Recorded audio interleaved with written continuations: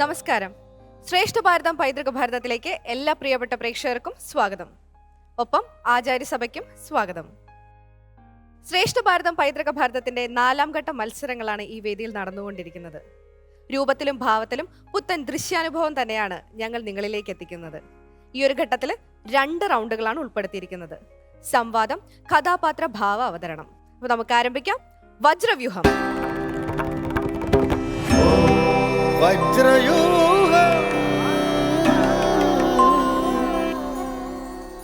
ശ്രേഷ്ഠ ഭാരതം പൈതൃക ഭാരതത്തിലെ വജ്രവ്യൂഹം തുടങ്ങാൻ പോവാണ്. അപ്പൊ നമുക്ക് ആദ്യം കുട്ടികളെ സ്വാഗതം ചെയ്യാം. ആദ്യമായി സ്വാഗതം ചെയ്യുന്നു Sabarigiri senior secondary school, Punalur.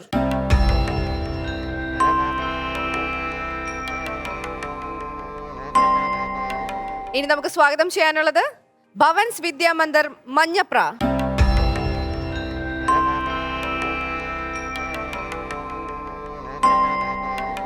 അങ്ങനെ 4 പേരും റെഡി ആയിട്ട് നിപ്പുണ്ട്. ഒന്ന് പരിചയപ്പെട്ട് തുടങ്ങാം. പേര്? Arya, 9th Devananda, 8th.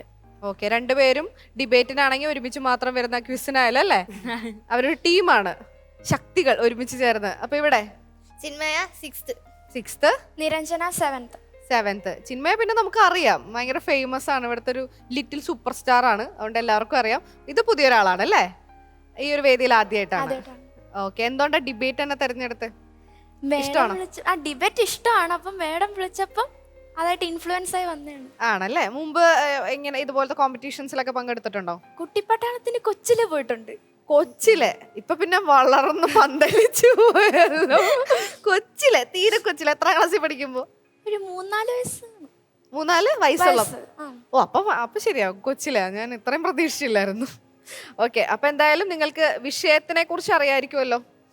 എന്താണ് ഇന്നത്തെ വിഷയം? ധർമ്മയുദ്ധം, ധർമ്മനിഷേധത്തിന്റെയോ? നല്ല ഉറക്കൊന്ന് സ്മാർട്ടായിട്ട് പറഞ്ഞ കേൾക്കാം. ധർമ്മയുദ്ധം ധർമ്മനിഷേധങ്ങളുടേതോ, മഹാഭാരത യുദ്ധം അധാർമികമായ യുദ്ധതന്ത്രങ്ങളുടേതോ? ഇതാണ് ഇന്നത്തെ നമ്മുടെ വിഷയം. ആര് അനുകൂലിച്ച് പറയണം, ആര് പ്രതികൂലിച്ച് പറയണം എന്ന് തീരുമാനിക്കുന്നത് നമ്മുടെ സ്വാമിജിയാണ്. അതും അദ്ദേഹത്തിന്റെ മുമ്പിലിരിക്കുന്ന ബൗളിലിരിക്കുന്ന 2 ചിറ്റുകളിൽ നിന്നും സെലക്ട് ചെയ്തിട്ട്, ആദ്യം എടുക്കുന്ന ചിറ്റിൽ ആരുടെ പേരാണോ ഉള്ളത്, ഏത് സ്കൂളിന്റെ പേരാണോ ഉള്ളത്, അവർ അനുകൂലിച്ച് സംസാരിക്കുകയും മറ്റേ ടീം പ്രതികൂലിച്ച് സംസാരിക്കുകയും വേണം. എല്ലാം ക്ലിയർ അല്ലേ? അപ്പൊ നമുക്ക് ചോദിച്ചാലോ, ആരാണെന്ന്? സ്വാമിജി, ആരാണ് അനുകൂലിച്ച് ഇന്ന് സംസാരിക്കേണ്ടത്? ഭവൻസ് വിദ്യാമന്ദിർ, മണ്ണപ്രയാണ് അനുകൂലിച്ച് സംസാരിക്കേണ്ടവർ. ഓക്കെ, ഭവൻസിനാണ് അനുകൂലിച്ച് പറയാനുള്ള അവസരം കിട്ടിയിരിക്കുന്നത്. അടുത്തത് ശബരിഗിരി. ശബരിഗിരി പ്രതികൂലിച്ചും സംസാരിക്കണം. അപ്പൊ ലക്ഷ്മി ടീച്ചറെ, വെൽക്കം.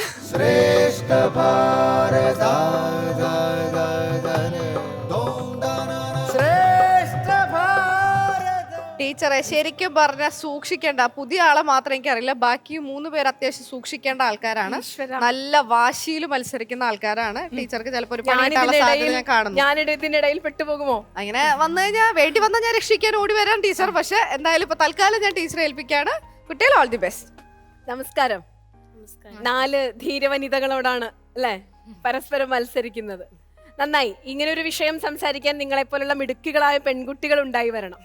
കാരണം മഹാഭാരതത്തിന്റെ ചർച്ചകളിലുടനീളം നാം കേൾക്കുന്നതാണ്, യുദ്ധം ധർമ്മയുദ്ധമായിരുന്നു. ധർമ്മത്തിന് വേണ്ടിയാണ് യുദ്ധം ഉണ്ടായത്. കൃഷ്ണൻ ഉണ്ടായിരുന്നു യുദ്ധത്തിൽ. പക്ഷേ എവിടെയൊക്കെയോ യുദ്ധ നിയമങ്ങൾ ലംഘിക്കപ്പെട്ടിരിക്കുന്നു, യുദ്ധത്തിലെ നീതി നിഷേധിക്കപ്പെട്ടിരിക്കുന്നു എന്നൊക്കെയുള്ള ചർച്ചകൾ പൊതുസമൂഹത്തിൽ നിരന്തരം കേട്ടുകൊണ്ടിരിക്കുന്ന ഒരു കാലത്താണ് നമ്മൾ ഈ പുതിയ തലമുറ മഹാഭാരത യുദ്ധത്തെ സ്വതന്ത്രമായി വിശകലനം ചെയ്തുകൊണ്ട് ഇതിഹാസപക്ഷം എന്താണ് എന്ന് സാധിക്കാൻ പോകുന്നത്. അപ്പോൾ നമുക്ക് നമ്മുടെ വജ്രവ്യൂഹം ആരംഭിക്കാം. ധർമ്മയുദ്ധം ധർമ്മനിഷേധങ്ങളുടേതോ, മഹാഭാരത യുദ്ധത്തിൽ എവിടെയൊക്കെയോ നീതി നിഷേധിക്കപ്പെട്ടിട്ടുണ്ടോ? ഇതാണ് വിഷയം. നമ്മളുടെ സമയം ആരംഭിക്കുന്നു. യഥാ യഥാ ഹി ധർമ്മസ്യ ഗ്ലാനിർഭവതി ഭാരത അഭ്യുത്ഥാന അധർമ്മസ്യ തഥാ ജ്ഞാനം സൃജാജ്ഞം പരിത്രാണേയ സാധൂനാം വിനാശായ ച ദുഷ്കൃത ധർമ്മ സംസ്ഥാപനാർത്ഥായ സംഭവാമി യുഗേ യുഗേ എന്ന് ശ്രീകൃഷ്ണ ഭഗവാൻ ഭഗവത്ഗീതയിൽ 4ാം അധ്യായത്തിൽ, അതായത് ജ്ഞാനകർമ്മ സന്യാസ യോഗത്തിൽ 7-ാമത്തെയും 8-ാമത്തെയും ശ്ലോകങ്ങളായിട്ട് സൂചിപ്പിക്കുന്നു. ഇതിൽ 7-ാമത്തെ ശ്ലോകത്തിൽ സൂചിപ്പിച്ചിരിക്കുന്നത് എവിടെയാണോ അധർമ്മം ഉയരുന്നത്, എവിടെയാണോ ധർമ്മം താഴുന്നത്, എവിടെയാണോ ധർമ്മത്തിന് ഗ്ലാനി സംഭവിക്കുന്നത് അവിടെ ഞാൻ അവതരിക്കുന്നതാണ്. 8-ാമത്തെ ശ്ലോകത്തിൽ സൂചിപ്പിച്ചിരിക്കുന്നത് ദുഷ്ടരെ ശിക്ഷിക്കുകയും ശിഷ്ടരെ രക്ഷിക്കുകയും ചെയ്യാനും ധർമ്മ പുനഃസ്ഥാപനത്തിനും വേണ്ടി ഞാൻ യുഗാന്തരങ്ങൾ അവതരിക്കുന്നതാണ്. ഇത്രയും ഈ ഒരു 2 ശ്ലോകങ്ങൾ കേൾക്കുമ്പോൾ തന്നെ നമുക്ക് മനസ്സിലാവുന്നതാണ് മഹാഭാരത യുദ്ധത്തിൽ ഭഗവാൻ പല മായകളും കാണിച്ചിട്ടുണ്ട്. എന്നാൽ അതെല്ലാം ഒരു നല്ല ലക്ഷ്യത്തിന് വേണ്ടിയാണ്, ധർമ്മ പുനഃസ്ഥാപനം. അവിടെ അധർമ്മം നടന്നുകൊണ്ടിരിക്കുമ്പോൾ ഇവിടെ പല രീതിയിലും ധർമ്മ പുനഃസ്ഥാപനത്തിന് വേണ്ടി മായ കാണിക്കണം. പക്ഷെ ധർമ്മ പുനഃസ്ഥാപനത്തിന് വേണ്ടി അധർമ്മം പ്രവർത്തിക്കേണ്ടതിന്റെ യാതൊരു ആവശ്യകതയും ഇല്ല. ഇവിടെ പല സ്ഥലങ്ങളിലും നമുക്ക് അധർമ്മം പ്രവർത്തിച്ചതായി കാണാൻ സാധിക്കും. ഭീഷ്മരെ വധിച്ചത്, ഭീഷ്മരുടെ പതനത്തിന് കാരണമായത്, ദ്രോണരെ വധിച്ചത് എല്ലാം അധർമ്മത്താലായിരുന്നു. എങ്ങനെയായിരുന്നു അവിടെ അധർമ്മം ഉണ്ടായത്? വ്യക്തമായി സംസാരിക്കൂ. ഭീഷ്മരുടെ പതനത്തിനായി ശിഖണ്ഡിയെ മുന്നിൽ നിന്നുകൊണ്ടാണ് നിർത്തിക്കൊണ്ടാണ് അർജുനൻ അമ്പെയ്തത്. അപ്പോൾ അത് തികച്ചും അധർമ്മമാണ്. ഭീഷ്മർ ഒരു ശിഖണ്ഡിയോട് യുദ്ധം ചെയ്യുകയില്ല. അതുപോലെ ദ്രോണരുടെ കാര്യം പറയുമ്പോൾ അശ്വത്ഥാമ ഹത കുഞ്ചരഹ എന്ന് യുധിഷ്ഠിരനെ കൊണ്ട് കളവ് പറയിപ്പിച്ച ശേഷം ആയുധം താഴെ വെപ്പിച്ചതിന് ശേഷമാണ് ദ്രോണരെ വധിക്കുന്നത്. തീർച്ചയായും അധർമ്മമാണ്. അത്തരമൊരു വ്യാജം നടന്നിട്ടുണ്ടോ യുദ്ധത്തിൽ? ഇല്ല, സത്യത്തിൽ അശ്വത്ഥാമാവ് എന്നൊരു പേര് ഉള്ള ഒരു ആനയെ ഭീമൻ വധിച്ചിട്ടുണ്ടായിരുന്നു. അതുകൊണ്ട് അവിടെ അധർമ്മം നടന്നിട്ടില്ല. വേറൊരു രീതിയിൽ നോക്കിയാൽ ദ്രോണറുടെ ഭാഗത്താണ് തെറ്റ്. ഒരു ക്ഷത്രിയൻ എന്ന നിലയിൽ ക്ഷത്രിയരുടെ കഴിവിൽ പ്രത്യേകമായിട്ട് വരുന്നതാണ് കേൾവിശക്തി. ദ്രോണ കേൾക്കാത്തതിന്റെ കുഴപ്പം. എന്ത് തന്നെയായാലും ദ്രോണർ ആയുധം താഴെ വെച്ചതിന് ശേഷമാണ് ദ്രോണരുടെ കണ്ഠം ഛേദിച്ചത്. അത് തീർച്ചയായും യുദ്ധത്തിന് നിൽക്കാത്ത പ്രവൃത്തിയാണ്. ഈ യുദ്ധം തുടങ്ങുന്നതിന് മുമ്പ് 2 പക്ഷക്കാരും കൂടി ചേർന്ന് പലതരത്തിലുള്ള നിയമങ്ങളും ഉണ്ടാക്കിയിരുന്നു. അതിലൊരു നിയമമായിരുന്നു ആയുധം താഴെ വെച്ചവനെ ഉപദ്രവിക്കുകയില്ല എന്നുള്ളത്. ഇവിടെ ദ്രോണർ ആയുധം താഴെ വെച്ചതിന് ശേഷമാണ് ധൃഷ്ടദ്യുമ്നൻ യുദ്ധത്തിൽ ആദ്യമൊക്കെ അവർ നിയമം പാലിക്കുന്നുണ്ടെങ്കിലും പിന്നെ അവർക്ക് ജയം തോൽവി അങ്ങനൊരു ജയം തോൽവി അങ്ങനെ മാത്രമേ ഉള്ളൂ. അതുകൊണ്ടാണ് അവർ ചെയ്യുന്നത്. ദ്രോണരുടെ കാര്യം പറയുമ്പോൾ അത് ദ്രോണരുടെ കുഴപ്പമാണ്. പിന്നെ ഇവിടെ ദൃഷ്ടദ്യുമ്നനാണ് കൊല്ലുന്നത്. ശ്രീകൃഷ്ണ ഭഗവാൻ തന്നെ പറയുന്നുണ്ട്, ഓരോ ആൾക്കാരും അവതരിക്കുന്നത് എന്തെങ്കിലും ഒരു അവതാര ലക്ഷ്യം കൊണ്ടാണ്. ഇവിടെ ദ്രുപദൻ തപസ് ചെയ്ത് ജനിച്ച പുത്രനാണ് ദൃഷ്ടദ്യുമ്നന്റെ അവതാര ലക്ഷ്യം തന്നെ ദ്രോണവധമായിരുന്നു. പിന്നെ വധിച്ച് തീരത്തുള്ളൂ. വധിക്കണം, പക്ഷേ അധർമ്മത്തിലൂടെ ആവരുത്. ധർമ്മത്തിലൂടെ യുദ്ധം ചെയ്ത് ജയിക്കാമായിരുന്നല്ലോ. അടുത്ത ആളിലേക്ക് വരൂ, കർണനിലേക്ക് കടക്കാം. നമുക്ക് കർണന്റെ രഥചക്രം ഭൂമിയിൽ താഴ്ന്നു പോയ സമയത്താണ് അർജുനൻ കർണനെ വധിക്കുന്നത്. അത് തീർച്ചയായും നമുക്ക് സമ്മതിച്ചു തരാൻ പറ്റില്ല. കാരണം അത് അധർമ്മം തന്നെയായിരുന്നു. നിങ്ങൾക്ക് കൃത്യമായ ഉത്തരം പറയാവുന്നതാണ്. അർജുന അങ്ങനെ ചെയ്തിട്ടുണ്ടെങ്കിൽ, കാരണം ശ്രീകൃഷ്ണ ഭഗവാൻ അവിടെ പറഞ്ഞിട്ടുണ്ട് മറ്റൊരു അവസരം കിട്ടത്തില്ല. അർജുന അവിടെ ജീവിച്ചിരിക്കണം, അല്ലെങ്കിൽ മഹാഭാരതത്തിന്റെ കഥയാകെ മാറി മറിയായിരുന്നു. ഇപ്പോൾ അർജുനൻ ജീവിച്ചിരിപ്പില്ല, പകരം കർണനായിരുന്നു ജീവിച്ചിരുന്നതെങ്കിൽ ഈ കൗരവന്മാരോടുള്ള ഒരു അമിതമായ ഒരു ഭക്തി കാരണം ഒരിക്കലും പാണ്ഡവന്മാരെ കർണൻ അവരുടെ മൂത്ത അനുജനാണെങ്കിൽ ജീവനോടെ വെച്ചേക്കത്തില്ലായിരുന്നു. അതുകൊണ്ടാണ്. അതിനെങ്ങനെയാണ് നിങ്ങൾ മറുപടി പറയുന്നത്? തീർച്ചയായും അല്ല. കാരണം ധർമ്മത്തിന് വേണ്ടി അധർമ്മം പ്രവർത്തിക്കാൻ കഴിയുകയില്ല, ഉറപ്പായും കഴിയില്ല. ധർമ്മ ഏവ ഹതോന്തി ധർമ്മോ രക്ഷതി രക്ഷിത എന്നാണ്. ധർമ്മത്തെ ഹനിക്കുന്നവരെ ഹനിക്കുവാനും അതേപോലെ ധർമ്മത്തെ രക്ഷിക്കുന്നവരെ രക്ഷിക്കുവാനും ധർമ്മത്തിന് കഴിയും. അങ്ങനെയുള്ള ധർമ്മത്തെ രക്ഷിക്കുവാൻ വേണ്ടി അധർമ്മം പ്രവർത്തിക്കുക എന്നുള്ളത് യുക്തിക്ക് നിരക്കാത്ത കാര്യമാണ്. പറയാവുന്ന നല്ലൊരു ആശയമാണത്. ധർമ്മത്തിന് വേണ്ടി അധർമ്മം, അതാണോ വേണ്ടത്? ഒരു വാള് കൊണ്ട് ഓടി നിൽക്കുന്ന ആളെ നമുക്ക് പുഷ്പം കൊണ്ട് സ്വീകരിക്കാൻ കഴിയുന്നതല്ല. അതുപോലെ തന്നെ ഇവിടെ ഇവര് ഭയങ്കരമായിട്ട് അധർമ്മം കാണിച്ചിട്ടുണ്ടായിരുന്നു. ധർമ്മത്തിന് ഇപ്പോൾ അഗ്നിയുടെ ശക്തി കുറവാണെങ്കിൽ ജലത്തിന് അതിവേഗം നശിപ്പിക്കാൻ കഴിയും, അല്ലെങ്കിൽ നശിപ്പിക്കാൻ കഴിയുന്നതല്ല. അതുപോലെ തന്നെ ഇവിടെ അത് വലിയൊരു അധർമ്മത്തിന്റെ ശക്തിയായിരുന്നു. ധർമ്മത്തിന് ഇവിടെ കുറച്ച് ശക്തി മാത്രമേ ഉള്ളായിരുന്നു. ധർമ്മത്തിന് ശക്തി ഉണ്ടെങ്കിലും ഇല്ലെങ്കിലും അധർമ്മം പ്രവർത്തിക്കേണ്ട ആവശ്യമില്ലായിരുന്നു. ഒരു പുസ്തകത്തിന്റെ ചട്ടം മാറ്റിയെന്ന് വിചാരിച്ചാൽ ആ പുസ്തകം മാറുന്നില്ല. അത് തന്നെയാണ് ഇവിടെ സംഭവിക്കുന്നത്. ധർമ്മത്തിന് വേണ്ടിയാണെങ്കിലും വേറെ ഒരു അധർമ്മത്തിന് വേണ്ടിയാണെങ്കിലും അധർമ്മം തന്നെയാണ്. അതിനെ ഒരിക്കലും ധർമ്മമായി കാണുവാൻ സാധിക്കില്ല. ശ്രീകൃഷ്ണ ഭഗവാൻ തന്നെ പറയുന്നുണ്ട്, ലക്ഷ്യമാണ് പ്രധാനം, മാർഗമല്ലെന്ന്. അതിലൂടെ നോക്കുമ്പോൾ ഇത് അവിടെ അധർമ്മം ഭഗവാൻ തന്നെ അധർമ്മം കാണിക്കുകയാണെങ്കിൽ ഇതൊരു നല്ല ലക്ഷ്യത്തിന് ധർമ്മം നിറഞ്ഞു നിൽക്കുന്ന ഒരു ലക്ഷ്യമാണെങ്കിൽ അവിടെ അധർമ്മം പ്രയോഗിക്കുന്നതിൽ കുഴപ്പമില്ല എന്ന്, അത് പാപമല്ലെന്ന് ഭഗവാൻ പറയുന്നുണ്ട്.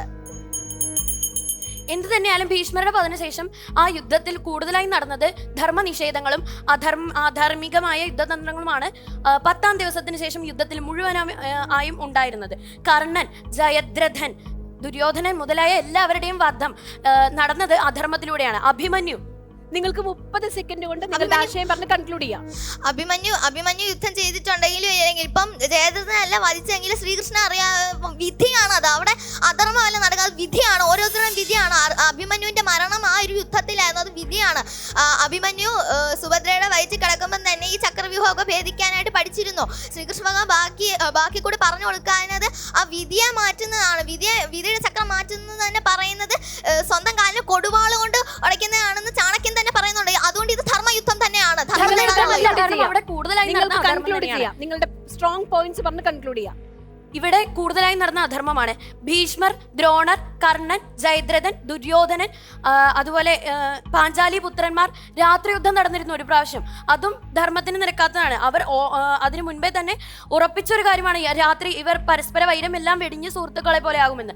ഇവിടെ രാത്രി യുദ്ധം നടത്തുക എന്ന് പറയുമ്പോൾ അത് തികച്ചും ധർമ്മത്തിന് നിരക്കാത്ത ഒരു പ്രവൃത്തിയാണ്.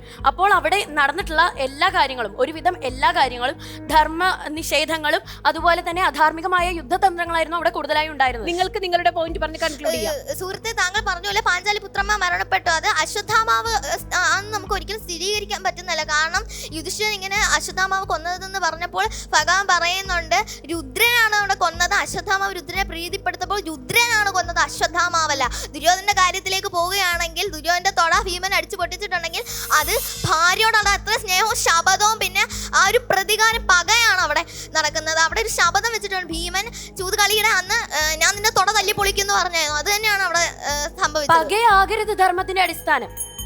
ശപഥം നന്നായി, വളരെ നന്നായി. നിങ്ങൾ ഏതാണ്ട് നിങ്ങൾക്ക് പറയാനുള്ള നിഷേധങ്ങളെ മുഴുവൻ സൂചിപ്പിച്ചു. ആ നിഷേധങ്ങളെ മുഴുവൻ നിങ്ങൾക്ക് ശക്തമായ ഭാഷയിൽ എതിർക്കാനും സാധിച്ചു. വളരെ നല്ല സംവാദമായിരുന്നു. നമുക്ക് വെറുതെ വിളിക്കാം, ഇതിനൊരു തീർപ്പ് കൽപ്പിക്കണമല്ലോ.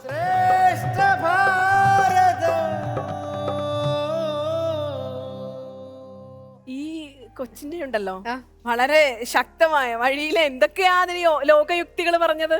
വളരെ ഗംഭീര. ദ്രോണർക്ക് ചെവി കേൾക്കില്ലായിരുന്നു. ഒരു ക്ഷത്രിയൻ ഏറ്റവും നന്നായി ചെവി കേൾക്കണമായിരുന്നു. അത് കേൾക്കാതെ പോയതാണ് ദ്രോണരുടെ കുഴപ്പം. ഗംഭീരമായിരുന്നു രണ്ടുപേരും. കഴിഞ്ഞിട്ടില്ല സംസാരം. അതെ, കലി അടങ്ങിയിട്ടില്ല. അതാണ് സംവാദക്കലി അടങ്ങാത്ത രണ്ട് വിഭാഗങ്ങളായി പോയി. ഓക്കെ, എന്തായാലും താങ്ക് യു ടീച്ചർ.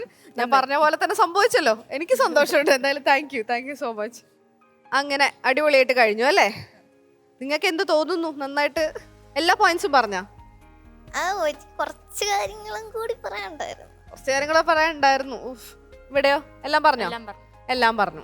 അപ്പൊ എന്തായാലും നമുക്ക് കമന്റ്സ് ചോദിക്കാം. സ്വാമിജി, രണ്ടു കൂട്ടരും ഇവിടെ നന്നായി വാദിച്ചിട്ടുണ്ട്. അവരുടെ ഭാഗങ്ങൾ സമർത്ഥിക്കാൻ ശ്രമിച്ചു.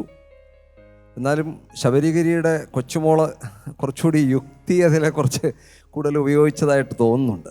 എന്തായാലും ശക്തമായ വാദപ്രതിവാദങ്ങൾ തന്നെയാണ് അങ്ങോട്ടും ഇങ്ങോട്ടും നടന്നത്. ഇവിടെ മനസ്സിലാക്കാനുള്ളൊരു കാര്യം, യുദ്ധം ഉണ്ടാകുന്നത് എപ്പോഴും അധർമ്മം എവിടെയാണോ ഉള്ളത് അവിടെ നിന്നായിരിക്കും അതിൻ്റെ യുദ്ധത്തിനുള്ള തുടക്കം ഉണ്ടാകുന്നത്. അപ്പോൾ കൗരവന്മാരുടെ പക്ഷത്ത് നിന്നാണ് അതിൻ്റെ തുടക്കം എന്ന് വേണമെങ്കിൽ പറയാം. ഭീമനെ കൊല്ലുന്നത് മുതൽ, വിഷം കൊടുത്ത് കൊല്ലുന്നത്, കയത്തിൽ താഴ്ത്തുന്നത്, അരക്കില്ലം ചുട്ട് നശിപ്പിക്കാൻ ശ്രമിക്കുന്നത്, അതുപോലെ തന്നെ പാഞ്ചാലി വസ്ത്രാക്ഷേപം, കള്ളച്ചൂതുകളി. ചൂതുകളി തന്നെ ഒരു വിധത്തിലൊരു യുദ്ധമാണ്, ബുദ്ധിപരമായ യുദ്ധമായിരുന്നത്. അത് കള്ളച്ചൂതുകളിയിലൂടെ രാജ്യം മുഴുവൻ കവർന്നെടുത്ത് തരാമെന്ന് ശകുനി പറയുന്നുണ്ട്. അതിന് ദുര്യോധനൻ കൂട്ടു നിൽക്കുകയാണ് ചെയ്തത്. അപ്പോൾ കള്ളച്ചൂതുകളി കളിക്കാൻ തയ്യാറായിട്ട് നിൽക്കുന്ന ആളോട് ധർമ്മത്തിൻ്റെ കളി കളിച്ചാൽ ജയിക്കില്ല എന്നുള്ളതിൻ്റെ തെളിവായിരുന്നു ധർമ്മപുത്രരും അതുപോലെ ശകുനിയും തമ്മിലുള്ള ചൂതുകളി. അവിടെ അധർമ്മപക്ഷത്ത് നിന്നുകൊണ്ട് യുദ്ധം ചെയ്യുന്നവരെ ധർമ്മപക്ഷത്തു നിന്നും ധർമ്മത്തിൻ്റെ പേരിൽ യുദ്ധം ചെയ്താൽ ഒരിക്കലും വിജയിക്കാൻ പോകുന്നില്ല. ഇത് ഭീഷ്മർക്കും ദ്രോണർക്കും ശല്യർക്കും എല്ലാം അറിയായിരുന്നു. അതുകൊണ്ട് അവർക്കും അറിയായിരുന്നു ധർമ്മപക്ഷം എന്നുള്ളത് പാണ്ഡവരുടെ പക്ഷത്താണെന്ന് ഉറപ്പിച്ചു വിശ്വസിച്ചവരാണ്. മാത്രമല്ല ശത്രുപക്ഷത്ത് നിന്നുകൊണ്ട് അവർ തന്നെ അവരെ എങ്ങനെ കൊല്ലണമെന്ന് പറഞ്ഞു കൊടുത്ത അവർ തന്നെയാണ്. ഭീഷ്മരെ എങ്ങനെ കൊല്ലണമെന്ന് പറഞ്ഞത് അവസാനം പറഞ്ഞു കൊടുക്കുന്ന ഭീഷ്മർ തന്നെയാണ്. രഹസ്യം പറഞ്ഞു കൊടുക്കാൻ പാടുണ്ടോ? ദ്രോണർ പറഞ്ഞു കൊടുത്ത് ദ്രോണനും പറഞ്ഞു കൊടുക്കുന്നുണ്ട് അതേ രഹസ്യം തന്നെ. എന്നിട്ട് പറയുന്നുണ്ട്, ഞങ്ങൾ ഇവരുടെ അന്നം തിന്നുപോയതുകൊണ്ടാണ്, ഇവരുടെ അർത്ഥദാസന്മാരായതുകൊണ്ടാണ് ഞങ്ങൾക്കിത് പ്രവർത്തിക്കേണ്ടി വരും, നിവൃത്തിയില്ലാതെ പ്രവർത്തിക്കുകയാണെന്നാണ് പറഞ്ഞത്. ശല്യരാണെങ്കിൽ ശല്യരെ കുടുക്കിയതാണ്, പ്രലോഭനങ്ങൾ കൊടുത്ത് കുടുക്കിയതാണ്. അപ്പോൾ ഇവിടെ എല്ലാവരും നോക്കിയാൽ കൗരവപക്ഷത്ത് നിൽക്കുന്ന മഹാരഥന്മാരെല്ലാം അവരുടെ മനസ്സുകൊണ്ട് പാണ്ഡവപക്ഷത്തായിരുന്നു എന്നുള്ളത് സ്പഷ്ടമാണ്. അവർ ജയിക്കണമെന്ന് ആഗ്രഹിച്ചവരും അനുഗ്രഹിച്ചവരുമാണ്. മഹാഭാരത യുദ്ധം തുടങ്ങുന്നതിന് മുമ്പ് ഭീഷ്മരും അനുഗ്രഹിക്കുന്നുണ്ട്, ദ്രോണരും അനുഗ്രഹിക്കുന്നുണ്ട്, ശല്യരും അനുഗ്രഹിക്കുന്നുണ്ട്, ഇവരെല്ലാം അനുഗ്രഹിക്കുന്നുണ്ട്. കൃഷ്ണന് വേണമെങ്കിൽ ആയുധമെടുത്ത് അവരോട് അടരാടാൻ സാധിക്കുമായിരുന്നു. കൃഷ്ണൻ പല യുദ്ധങ്ങളും ചെയ്തിട്ടുള്ള ആളാണ്. കൃഷ്ണൻ കയ്യിൽ ആയുധം എടുത്തു കഴിഞ്ഞാൽ അവർക്ക് എത്ര കോടി അക്ഷൗണിപ്പട വന്നാലും ജയിക്കാൻ സാധിക്കില്ല എന്നുള്ളത് ഉറപ്പുള്ള അത്രയും കോൺഫിഡൻസ് ഉള്ള ആളാണ് കൃഷ്ണൻ. ആ കൃഷ്ണൻ ആയുധം എടുക്കാമെന്ന് നിഷ്പക്ഷമായിട്ടുള്ള വിധി കൽപ്പിക്കാനാണ്. അവർക്കുള്ള കർമ്മഫലങ്ങളെ ചൂണ്ടിക്കാട്ടി അതേ തന്ത്രത്തിൽ അവരെ ഇല്ലാതെയാക്കിയെങ്കിൽ മാത്രമേ ധർമ്മം നിലനിൽക്കുകയുള്ളൂ. അതുകൊണ്ടാണ് ഭഗവാൻ ആ പക്ഷത്ത് നിന്നുകൊണ്ട് അവർക്ക് വേണ്ട നിർദ്ദേശങ്ങൾ കൊടുത്തത്. അതനുസരിക്കുക മാത്രമേ അവർ ചെയ്തിട്ടുള്ളൂ, പാണ്ഡവരെ അനുസരിക്കുക മാത്രമേ ചെയ്തിട്ടുള്ളൂ. പക്ഷേ യുദ്ധതന്ത്രം എന്നുള്ള നിലയിൽ മാത്രമേ ധർമ്മത്തിന് ജയിക്കാൻ സാധിക്കുകയുള്ളൂ. അതുകൊണ്ട് തന്നെയാണ് ഭീഷ്മരും ദ്രോണരും ഒക്കെ തങ്ങളെ എങ്ങനെ വധിക്കണമെന്നുള്ള കാര്യം രഹസ്യം പറഞ്ഞു കൊടുക്കുന്നത്. നമസ്വായ, നിങ്ങൾ രണ്ടുപേരും നന്നായിട്ട് വാദിച്ചിട്ടുണ്ട്. നമസ്വായ. നന്ദി സ്വാമിജി. സർ, രണ്ട് ടീമുകളും വളരെ ഭംഗിയായിട്ട് വാദിച്ചു. രണ്ട് ടീമിനും അഭിനന്ദനങ്ങൾ. ഈ വിഷയം ചർച്ച ചെയ്യുമ്പോൾ ശ്രദ്ധാർഹമായി ഞാൻ ഈ മഹാഭാരത യുദ്ധം നടന്ന കുരുക്ഷേത്ര ഭൂമിയിൽ പോയി. ഒരു 4.5 ഏക്കറുള്ള ഒരു വസ്തുവാണ് അവിടെ. അവിടെ ഒരു കൃഷിയും ഇപ്പോൾ നടക്കത്തില്ല, ഒരു മണ്ണിൽ നിന്നൊന്നും വിളയുന്നില്ല.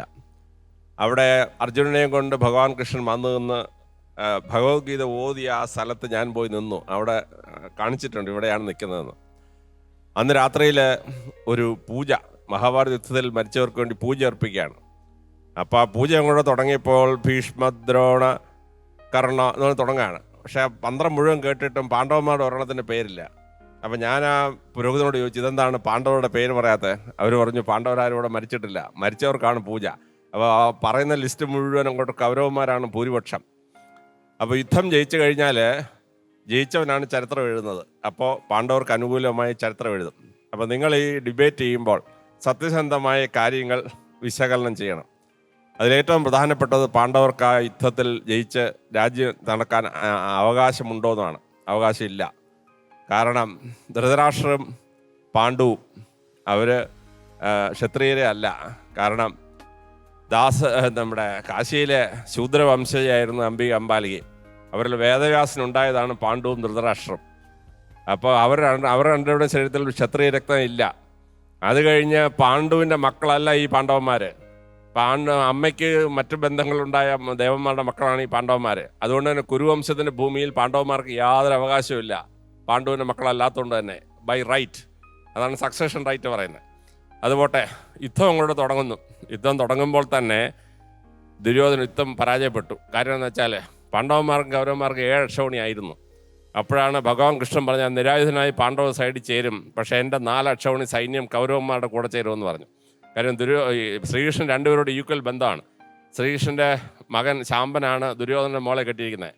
എന്നാൽ കുന്തിദേവിയും സുഭദ്രയും മറുവഴിക്ക് ഒന്ന് അച്ഛൻ പെങ്ങളുമാണ്, മറ്റേത് സഹോദരിയാണ്. അപ്പോൾ ഈ 4 അക്ഷൗണി യാദവ സൈന്യം കൗരവന്മാരുടെ സൈന്യം ചേർന്നപ്പം ഈ 4 അക്ഷൗണിയുടെ കൂറങ്ങോട്ടാണ്, ഭഗവാൻ കൃഷ്ണനോടാണ്, അത് അവരുടെ രാജാവിനോടാണ്. അതുകൊണ്ട് ഇവർ 4 അക്ഷൗണിയും ചാരന്മാരായിരുന്നു. അപ്പോൾ കൗരവ പക്ഷേ എങ്ങോട്ടൊക്കെ പോകുന്നു കംപ്ലീറ്റ് ഇൻഫർമേഷൻ ഭഗവാൻ കൃഷ്ണൻ കിട്ടിക്കൊണ്ടിരുന്നു. അപ്പോൾ തന്നെ battle was lost before it started എന്നുള്ള വലിയ സംഭവമാണ്. മോളൂടെ പറഞ്ഞു ദ്രോണർ ക്ഷത്രിയനാണെന്ന്. ദ്രോണർ ബ്രാഹ്മണനാണ്, ദ്രോണർ ക്ഷത്രിയനല്ല. അപ്പോൾ ഈ ക്ഷത്രിയ യുദ്ധത്തിന് നിയമങ്ങളെടുത്ത് കോട്ട് ചെയ്യുമ്പോൾ നമ്മൾ ശ്രദ്ധിച്ചാണ്. ക്ഷത്രിയരല്ലാത്തവർ ഇതിനകത്ത് പല ആളുകളുണ്ട്.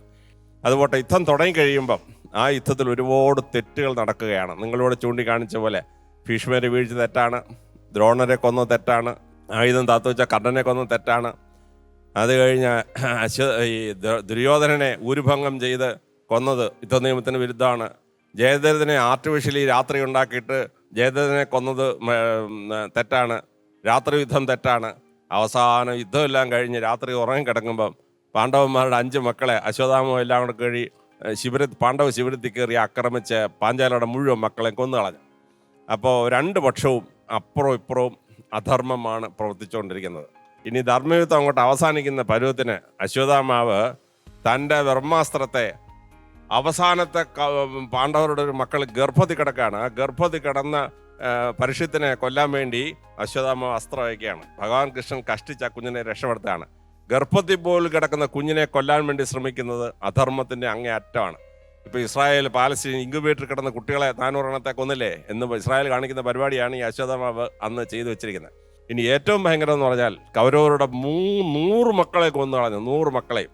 ഗാന്ധാരി അവസാനം ഭഗവാൻ കൃഷ്ണനോട് ചോദിക്കുന്നത് 100 എണ്ണത്തിൽ 1 എണ്ണത്തെ എനിക്ക് ബാക്കി വെച്ചിരണം എൻ്റെ മക്കളിലെ. വികർണൻ, നിന്റെ പക്ഷം പറഞ്ഞ വികർണൻ ഉണ്ടല്ലോ, ആ മകനെയെങ്കിലും ഒന്ന് വെച്ചേക്കണ്ടെന്നാണ്. അപ്പം 100 മക്കളെയും കൊന്നൊടുക്കുക എന്ന് പറഞ്ഞാൽ അസാമാന്യം അനീതിയാണ് ഭാരതം.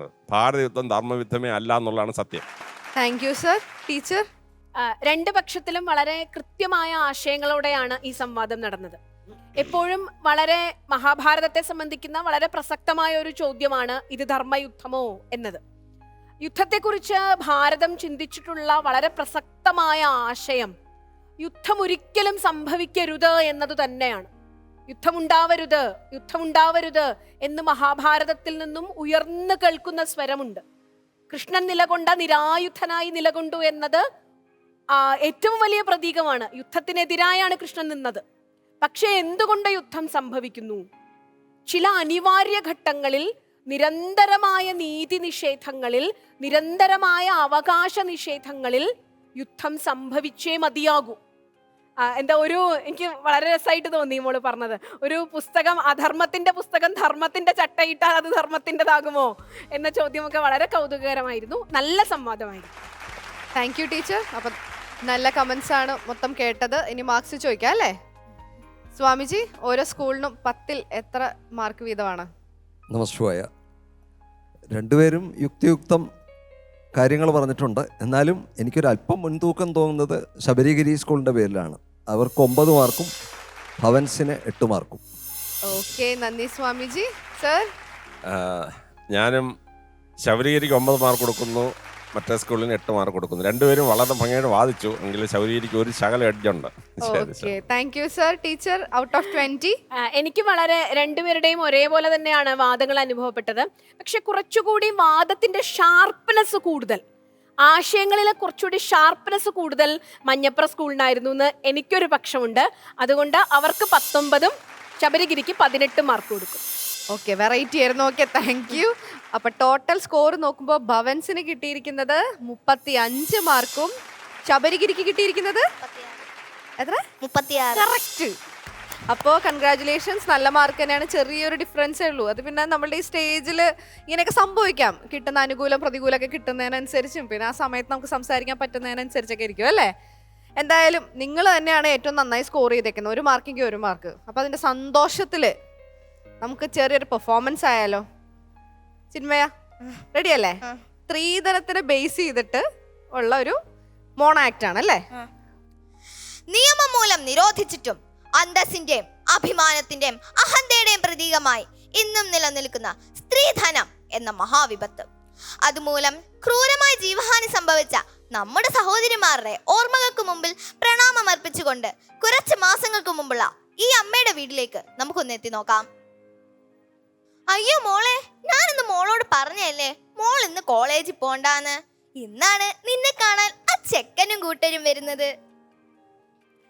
അയ്യോ അമ്മ, ഞാൻ പറഞ്ഞതല്ലേ, എനിക്ക് കല്യാണമൊന്നും വേണ്ട, എനിക്ക് പഠിക്കണം. ശിവ ശിവ, എന്താ ഈ പെങ്കൊച്ച് പറയുന്നേ? ഈ തറവാട്ടിൽ 18 കഴിഞ്ഞ് ഒരു പെണ്ണും നിന്നിട്ടില്ല. ഇതിപ്പം കഴിഞ്ഞ ചിങ്ങത്തിൽ 19 തികഞ്ഞു. മോളുടെ നല്ലതിന് വേണ്ടിയല്ലേ പറയുന്നേ?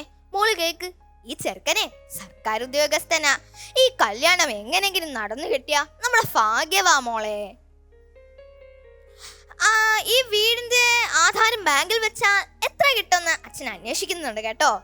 അതിന്റെ ഇടയ്ക്ക് മോൾ ഈ പഠിത്തത്തിന്റെ കാര്യം പറഞ്ഞോണ്ട് വരല്ലേ. അല്ലേലും ഈ പെൺപിള്ളേര് പഠിച്ചിട്ടിത് എന്തിനാ? വീട്ടുജോലി ചെയ്യാനും പിള്ളേരെ നോക്കാനും അറിഞ്ഞാ മതി. അപ്പൊ ഞാനോ, എന്റെ സ്വപ്നങ്ങൾ? 2 മാസത്തിന് ശേഷം അങ്ങനെ നമ്മുടെ ബാധ്യതയെല്ലാം തീർന്നു. കല്യാണം നല്ല തകൃതിയായി നടന്നു. ഹലോ, ആ പറ മോളെ, എന്തൊക്കെയുണ്ട് വിശേഷങ്ങൾ? സുഖം തന്നെയല്ലേ? അമ്മേ, എനിക്കിവിടെ വയ്യ അമ്മേ, എന്നെ വല്ലാണ്ട് ഉപദ്രവിക്കുന്ന അമ്മേ. നമ്മൾ കൊടുത്ത സ്വർണവും പണവും പോരെന്ന് പറഞ്ഞ് ഇന്നും എന്നെ തല്ലേ അമ്മേ. എനിക്കിവിടെ വയ്യ അമ്മേ, നിങ്ങൾ എന്നെ അങ്ങോട്ട് കൊണ്ടുപോകാമോ? അയ്യോ മോളെ, എന്താ നീ പറയുന്നേ? മോൾക്കറിയാലോ എത്ര കഷ്ടപ്പെട്ടാ ഞങ്ങൾ കല്യാണം നടത്തിയെന്ന്. കുറച്ച് പ്രശ്നങ്ങളൊക്കെ എല്ലായിടത്തും കാണും, അതൊന്നും കാര്യമാക്കാതെ മോളിച്ച് സ്നേഹത്തോടെ നിന്ന് നോക്ക്. അല്ലെങ്കിലും ഇപ്പം മോള് ഭർത്താവിന്റെ വീട്ടിൽ നിന്ന് ഇങ്ങോട്ട് വന്ന ആൾക്കാരൊക്കെ എന്ത് പറയും? ഈ അച്ഛനും അമ്മയും എങ്ങനെ ആൾക്കാരുടെ മൂത്തൊന്ന് നോക്കും? മോളിപ്പോ എങ്ങനെങ്കിലും പിടിച്ചേക്ക്. പക്ഷേ അമ്മേ, ഹലോ ഡേ, ഏതാനാടി നീ വിളിക്കുന്നേ? ഇങ്ങോട്ട് താടി. ഓ, നിന്റെ വീട്ടുകാരെ വിളിച്ച് എന്റെ കുറ്റവും കുറവും പറയായിരുന്നു അല്ലേടി? അല്ലേലും അവരെന്നെ കൊണ്ട് എന്തുണ്ടാക്കാൻ ഞാനടി ചേട്ടാ കൂട്ടങ്ങള്. ഇങ്ങോട്ട് വാടി. തല്ലല്ലേ ചേട്ടാ, തല്ലല്ലേ ചേട്ടാ, ഇങ്ങോട്ട് വാടി. അവളുടെ ഒരു ഫോൺ വിളി. തല്ലല്ലേ ചേട്ടാ, തല്ലല്ലേ ചേട്ടാ, ഇങ്ങോട്ട് വാടി. എന്തടി മിണ്ടരുത്.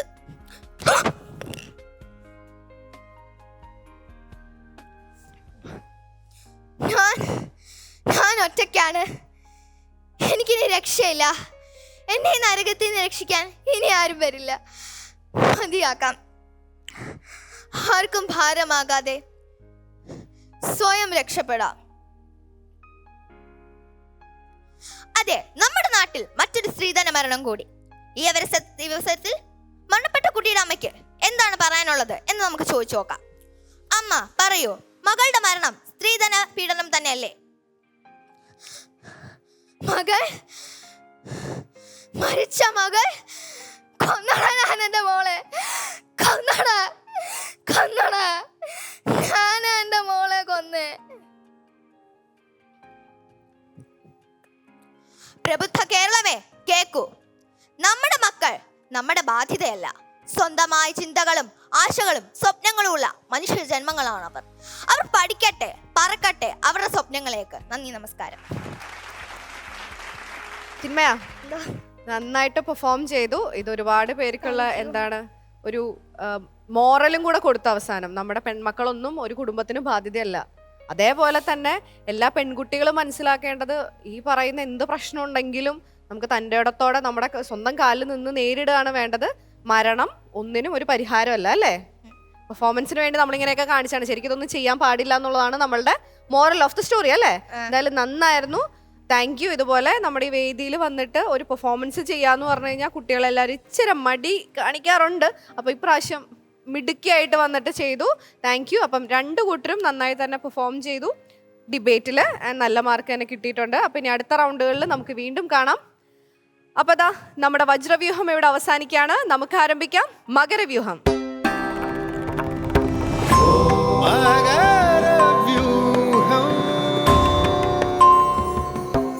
ശ്രേഷ്ഠ ഭാരതം പൈതൃക ഭാരതത്തിൽ ഇനിതേ മകരവ്യൂഹത്തിന് സമയമായിരിക്കുകയാണ്. ആചാര്യസഭയിലെ മുരളിമേനോൻ ചേട്ടൻ ജോയിൻ ചെയ്തിട്ടുണ്ട്. ചേട്ടാ സ്വാഗതം. ഇനി നമുക്ക് സ്വാഗതം ചെയ്യാനുള്ളത് നമ്മുടെ കുട്ടികളെയാണ്. നമുക്ക് സ്വാഗതം ചെയ്യാം GHSS ചാലിശ്ശേരി.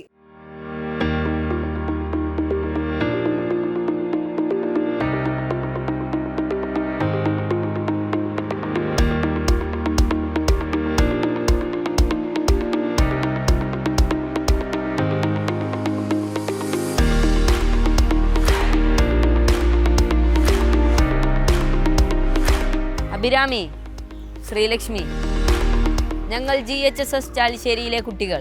ഞങ്ങൾ ഇന്ന് റോൾ പ്ലേയിൽ അഭിനയിക്കാൻ പോകുന്നത് കൃഷ്ണൻ്റെ 3 ഭാവങ്ങളാണ്: ശാന്തം, ക്രോധം, സഖ്യം. ഞങ്ങളെ പഠിപ്പിച്ചത് നിബിൻ മാഷാണ്. ഞങ്ങൾക്കിവിടെ നല്ലപോലെ ചെയ്യാൻ സാധിക്കുമെന്ന് ഞങ്ങൾ വിശ്വസിക്കുന്നു. നന്ദി.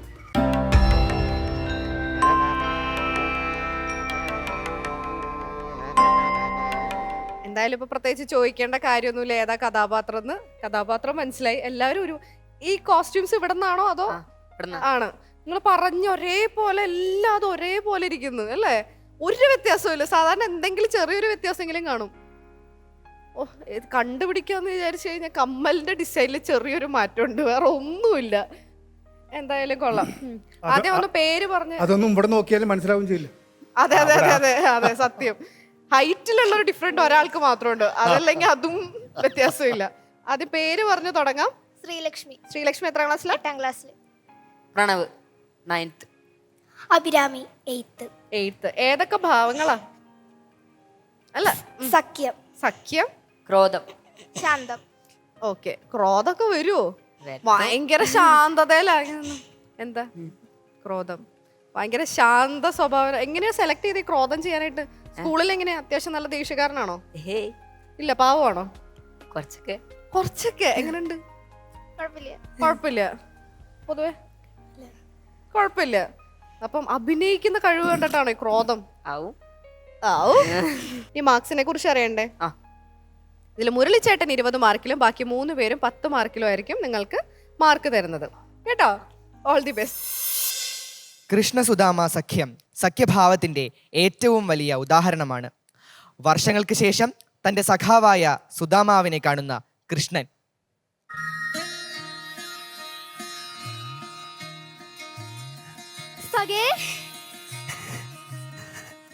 സുദാമാവേ,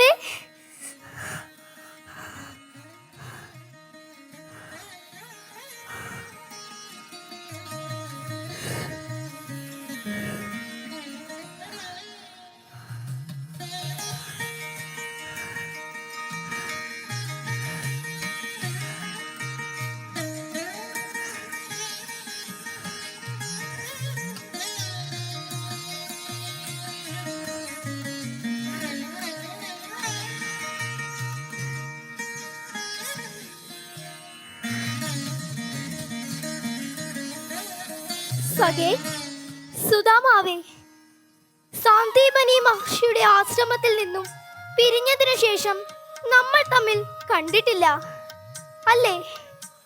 പറയൂ സഖേ, എന്തൊക്കെയാണ് അവിടുത്തെ വിശേഷങ്ങൾ? ജ്യേഷ്ഠത്തിയും കുട്ടികളും സുഖമായിരിക്കുന്നു?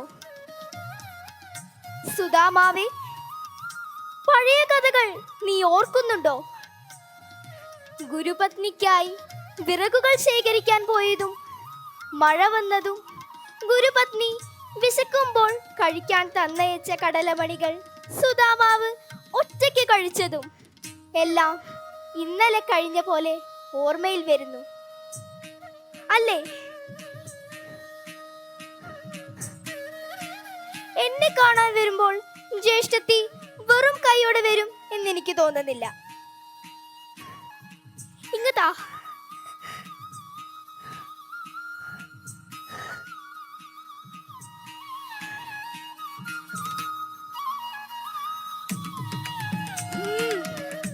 എത്ര സ്വാദിഷ്ടമായ അവിൽ ഒളിപ്പിച്ചു വെച്ചിരിക്കുകയായിരുന്നു അല്ലേ? പഴയ ശീലം എപ്പോഴും എന്റെ മിത്രം മറന്നിട്ടില്ല. രുക്മിണി, സത്യഭാമേ, എല്ലാവരും വരൂ, കഴിച്ചോളൂ എന്റെ മിത്രത്തിന്റെ അവിൽ.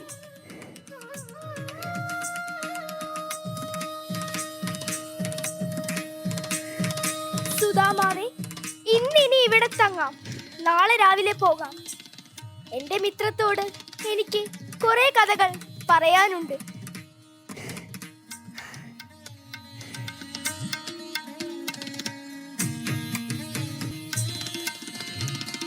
മഹാഭാരത യുദ്ധത്തിന്റെ അവസാനം കുരുക്ഷേത്ര ഭൂമിയിൽ മരിച്ചു വീണ തൻ്റെ മക്കളെ കണ്ട് വിലപിക്കുന്ന ഗാന്ധാരിയെ ഉപദേശിക്കുന്ന ശാന്തഭാവത്തിലുള്ള കൃഷ്ണൻ. അമ്മേ ഗാന്ധാരി, വൃഷ്ണിവംശത്തെ നശിപ്പിക്കാനുള്ള കഴിവ് എനിക്ക് മാത്രമേ ഉള്ളൂ. മറ്റാർക്കും അവരെ നശിപ്പിക്കാനാകില്ല. സ്വയം നശിക്കാനേ അവർക്ക് നിവൃത്തിയുള്ളൂ. ഒരു ദേവന്മാർക്കും അവരെ ദ്രോഹിക്കാനാകില്ല. അവർ പരസ്പരം പൊരുതി തന്നെ മരിക്കണം. അമ്മയുടെ ശാപം കാരണം ഞാൻ നശിപ്പിക്കാതെ തന്നെ വൃഷ്ണിവംശത്തിന്റെ നാശത്തിന് കാരണമായി. വൃഷ്ണിവംശത്തിന്റെ നാശത്തിന് ഭവതിയുടെ സഹകരണം ലഭിച്ചതിൽ ഞാൻ ഭാഗ്യം ചെയ്തവനാണ്. ഭവതി ഞങ്ങളെ അനുഗ്രഹിക്കുകയാണ് ചെയ്തത്. അമ്മേ, ഭവതിയുടെ ധർമ്മബോധത്തെ ഉണർത്തൂ. ഈ ദുഃഖം ഭവതിക്കു നന്മ വരുത്തില്ല. ഇത് ഭവതി കാരണമുണ്ടായതാണ്.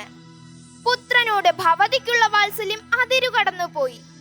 ഉദാസീനത കാട്ടിയത് ഞാനല്ല, ഭവതിയാണ്. പാപത്തിന്റെ വഴിയിലൂടെ സഞ്ചരിക്കാൻ നിങ്ങൾ ദുര്യോധനനെ പ്രോത്സാഹിപ്പിച്ചു. ഞാൻ ഹസ്തിനപുരത്ത് വന്ന് പാണ്ഡവന്മാരോടുള്ള വൈര്യം വെടിയുവാൻ ദുര്യോധനെ എത്രമാത്രം പ്രേരിപ്പിച്ചു. ഇതെല്ലാം ഭവതിയും കേട്ടതല്ലേ? പക്ഷെ ഭവതി അല്പമെങ്കിലും പരിശ്രമിച്ച് ആ പാപകർമ്മത്തിൽ നിന്നും പുത്രനായ ദുര്യോധനനെ പിന്തിരിപ്പിക്കാമായിരുന്നു. പക്ഷേ ഭവതിയും രാജാവും കൂടി ദുര്യോധനനെ നശിപ്പിച്ചു. എന്നിട്ടിപ്പോൾ പുത്രൻ കാരണം രാജ്യം നശിച്ചപ്പോൾ ഭവതി അതിന്റെ കുറ്റവും എന്നിൽ ചുമത്തുകയാണോ? ഭവതിക്കു സത്യത്തെ നേരിടാൻ സാധിക്കും. വരൂ, ഈ ദുഃഖത്തെ അകറ്റൂ. മഹാഭാരത യുദ്ധത്തിനിടയിൽ പാണ്ഡവനാശത്തിനായി ഉത്തരാഗർഭത്തിലിരിക്കുന്ന ശിശുവിനെ ലക്ഷ്യമാക്കി ബ്രഹ്മാസ്ത്രം പ്രയോഗിച്ച അശ്വത്ഥാമാവിനെ ക്രോധഭാവത്തിലുള്ള കൃഷ്ണൻ ശപിക്കുന്നു. ഉത്തരേ, ഭയപ്പെടേണ്ടതില്ല. നിന്റെ ഉദരത്തിലിരിക്കുന്ന കുഞ്ഞ് എന്റെ സംരക്ഷണത്തിനാണ്. അതിനൊരു അപകടവും സംഭവിക്കുകയില്ല.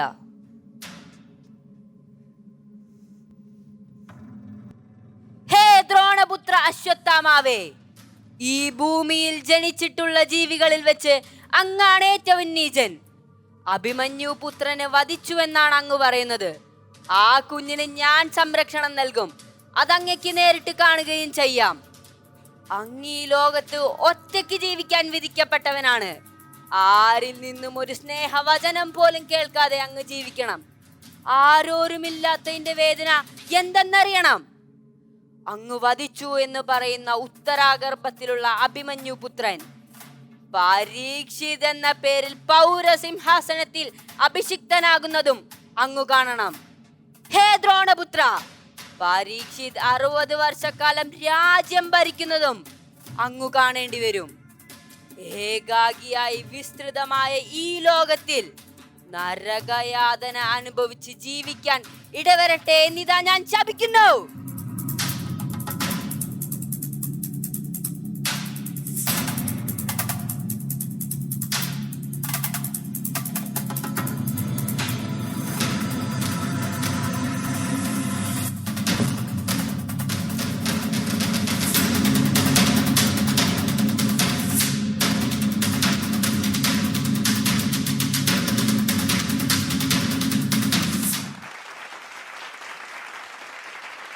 എങ്ങനെയുണ്ടായിരുന്നു?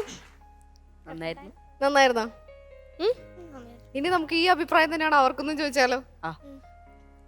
സ്വാമിജി, ഇവരുടെ ഈ ഭാവങ്ങളിൽ ഏറ്റവും അവസാനത്തെ രംഗമാണ് എനിക്ക് ഏറ്റവും ഇഷ്ടപ്പെട്ടത്. അവസാനത്തെ ഭാഗം 3 പേരും കൂടി ചേർന്നിട്ട് നിന്ന് ആ വിഷ്ണു രൂപം പ്രദർശിപ്പിക്കുന്ന ഒരു ഭാവം. ശ്രീകൃഷ്ണ ഭാവത്തിൽ സ്ഥായിയായിട്ടുള്ളൊരു ഭാവം എന്ന് പറയുന്നത് ശാന്തമാണ് അദ്ദേഹത്തിൻ്റെ. ആ ശാന്തത, മുഖത്ത് മന്ദഹാസമാണ് എപ്പോഴും അദ്ദേഹത്തിന് ഉണ്ടായിരുന്നതാണ്. അത് അവർ ശ്രമിച്ചിട്ടുണ്ട്. എന്നാലും കുറച്ചുകൂടി ഓരോ ഭാവങ്ങളും കുറച്ചുകൂടി നന്നാക്കാൻ, കുറച്ചുകൂടി ചടുലത അതിന് വേണമായിരുന്നു എന്ന് തോന്നുന്നു. എനിക്ക് തോന്നിയതാണ്. അതിൻ്റെ കൂടുതൽ അഭിപ്രായങ്ങൾ ഇവിടെ പറയുമല്ലോ. ഏതായാലും വളരെ നന്നായിട്ട് നിങ്ങൾ അഭിനയിച്ചിട്ടുണ്ട്. നന്നായിട്ടുണ്ട്. അഭിനന്ദനങ്ങൾ. നന്ദി സ്വാമിജി. ടീച്ചർ നന്നായി. പ്രത്യേകിച്ച് സ്വാമിജി പറഞ്ഞ പോലെ അവസാന ഭാഗത്ത് ഇങ്ങനെ ഭഗവാനെ ഇങ്ങനെ എഴുന്നേറ്റ് നിന്ന് തൊഴുവാൻ തോന്നുന്ന രീതിയിൽ ഗംഭീരമായി. ഈ ഒരു നമ്മൾ ഇത്രയും കഥാപാത്രങ്ങളെ അവതരിപ്പിച്ചതിൽ അഭിനയിക്കാൻ ഏറ്റവും ബുദ്ധിമുട്ടുള്ള ഒരു കഥാപാത്രമാണ് കൃഷ്ണൻ. കൃഷ്ണന് 100 ഭാവങ്ങളുണ്ട്. പക്ഷേ അതിനെയൊക്കെ സ്ഥിരമായ ആ ശാന്തത കൊണ്ട് ഭഗവാൻ കീഴ്പ്പെടുത്തുകയാണ്. അതുകൊണ്ട് നിങ്ങളാണ് ഏറ്റവും ചലഞ്ചായിട്ടുള്ള ഒരു രംഗം വാസ്തവത്തിൽ അഭിനയിച്ച് ഫലിപ്പിക്കാൻ ഏറ്റെടുത്തത്. അപ്പൊ അങ്ങനെ ഒരു ഭാവമായതുകൊണ്ട് വളരെ നന്നായിരുന്നു. അഭിനയിച്ച് ഫലിപ്പിക്കാൻ ബുദ്ധിമുട്ടാണെന്ന് ഞങ്ങൾക്ക് മനസ്സിലാവുന്നുണ്ട്. Thank you teacher. Alexander sir, performance വളരെ നന്നായിരുന്നു. ഏറ്റവും അവസാനം ഭഗവാൻ കൃഷ്ണൻ്റെ 3 ഭാവങ്ങൾ ഒരേ ലൈനിൽ വന്നത് വളരെ സുന്ദരമായ അവസാനമായിരുന്നു. അഭിനന്ദനങ്ങൾ. സഖ്യം പറഞ്ഞപ്പോൾ ഞാൻ വിചാരിച്ചു മിക്കവാറും ഒരു അർജുനെ ആയിരിക്കും സഖ്യത്തിന് എടുക്കുകയെന്ന്. എന്തായാലും കുചേലനെയാണ് എടുത്തത്. ഏറ്റവും ബുദ്ധിമുട്ടുള്ള ഭഗവാൻ കൃഷ്ണൻ്റെ ഒരു 3 ഭാവങ്ങൾ നിങ്ങൾ വളരെ ഭംഗിയായിട്ട് അഭിനയിച്ചു. വളരെ അഭിനന്ദനങ്ങൾ. Thank you sir. മുരളി ചേട്ടാ.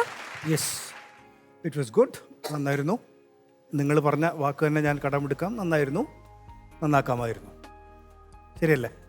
അഭിപ്രായ വ്യത്യാസം ഉണ്ടോ അതിൽ? നന്നാക്കാമായിരുന്നു എന്നുള്ളതിൽ അഭിപ്രായ വ്യത്യാസം ഉണ്ടോ? ഇല്ലല്ലോ. അപ്പോൾ എന്തൊക്കെയാണ് നന്നാക്കാനുള്ളത് എന്ന് നമുക്കൊന്ന് നോക്കാം. ഇൻറ്ററാക്ഷൻ, ഇതൊക്കെ തുടങ്ങുന്നതിന് മുമ്പുള്ള ഇൻറ്ററാക്ഷൻ നന്നായിരുന്നു. ശരി, അപ്പോൾ നമുക്ക് ആദ്യത്തെ സഖ്യം അതിൽ തുടങ്ങാം. മോളുടെ പേരെന്താണ്? അഭിരാമി അല്ല, അഭിരാമി. അഭിരാമി. ആ, ഗുഡ്. അപ്പോൾ ആ പ്രശ്നം എല്ലാവർക്കും ഉണ്ടായിരുന്നു കേട്ടോ. അക്ഷരം മലയാളം എന്നുള്ള പ്രശ്നം എല്ലാവർക്കും ഉണ്ടായിരുന്നു. അതുകൊണ്ട് ഞാൻ അത് ഈ നോട്ടിൽ തന്നെ പറഞ്ഞു തീർക്കുന്നു, എല്ലാവരുടെയും ഞാൻ വായിക്കാൻ നിൽക്കുന്നില്ല. പിന്നെ ആദ്യത്തെ നന്നായിരുന്നു മോളെ അഭിരാമി. ആദ്യം നടന്നു വന്നതും അവിടെ വെച്ച് സുധാമാവിനെ കണ്ടതും സുധാമാവിൻ്റെ അടുത്തേക്ക് വന്നതും അതൊക്കെ നന്നായിരുന്നു. This is before you started your dialogues.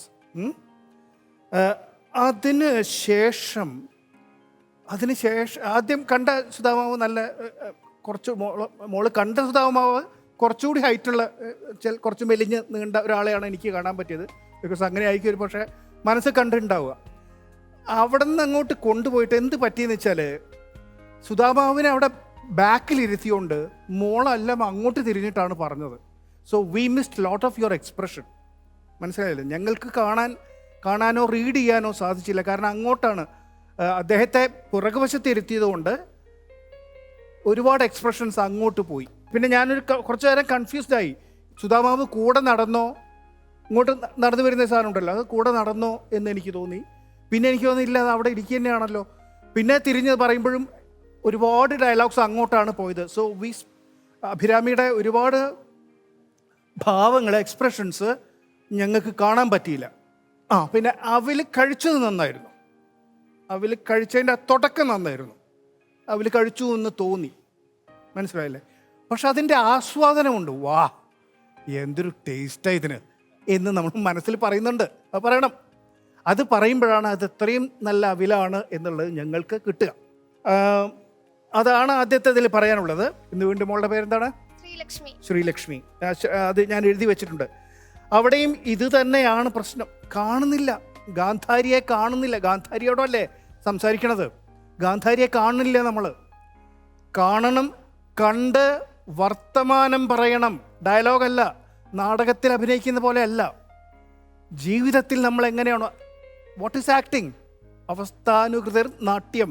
നമ്മൾ ജീവിതത്തിൽ എങ്ങനെയാണോ അതുപോലെ സ്റ്റേജിലും അതുപോലെ തന്നെ സ്ക്രീനിലും ചെയ്യുന്നതാണ് ആക്ടിങ് എന്ന് പറയുന്നത്, അല്ലേ? അപ്പോൾ ജീവിതത്തിൽ വർത്തമാനം പറയുന്നത് പോലെ വരണം.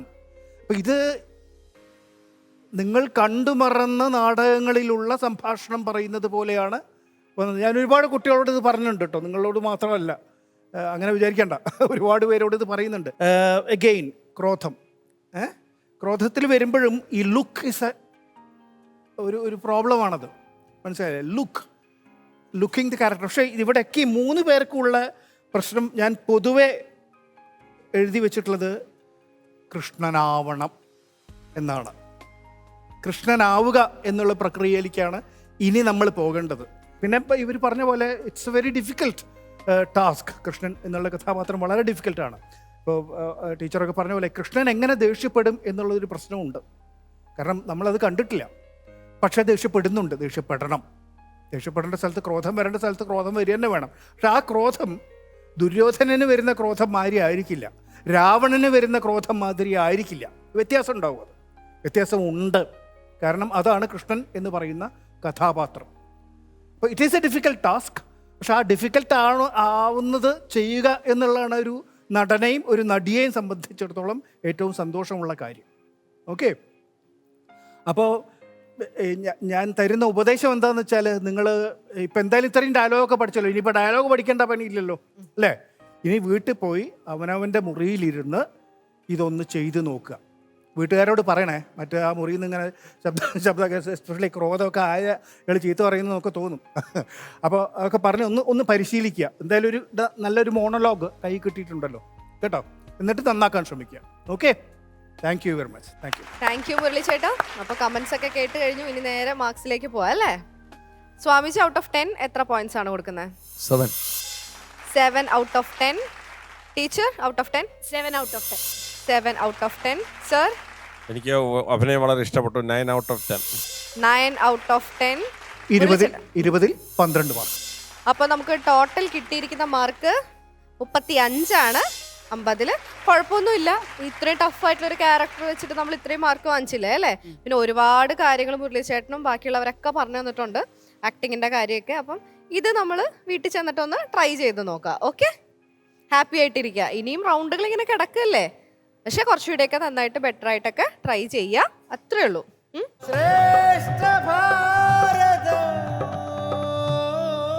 ശ്രേഷ്ഠ ഭാരതം പൈതൃക ഭാരതത്തിന്റെ ഇന്നത്തെ അധ്യായം ഇവിടെ പൂർണ്ണമാവുകയാണ്. ഇന്നത്തെ എപ്പിസോഡിൽ നമ്മൾ ആദ്യം ധർമ്മയുദ്ധം, ധർമ്മനിഷേധങ്ങളുടേതോ എന്നുള്ള ഒരു ടോപ്പിക്കിനെ ആസ്പദമാക്കിയിട്ട് ഒരു ഡിബേറ്റ് റൗണ്ട് കണ്ടു. അതിനുശേഷം രണ്ടാമത്തെ റൗണ്ടിൽ നമ്മൾ ശ്രീകൃഷ്ണന്റെ 3 ഭാവങ്ങൾ കണ്ടു. ശ്രേഷ്ഠ ഭാരതം പൈതൃക ഭാരതത്തിന്റെ ഇന്നത്തെ എപ്പിസോഡ് ഇവിടെ പൂർണ്ണമാവുകയാണ്. ആചാര്യസഭയ്ക്ക് നന്ദി, പ്രേക്ഷകർക്ക് നന്ദി, ശുഭദിനം.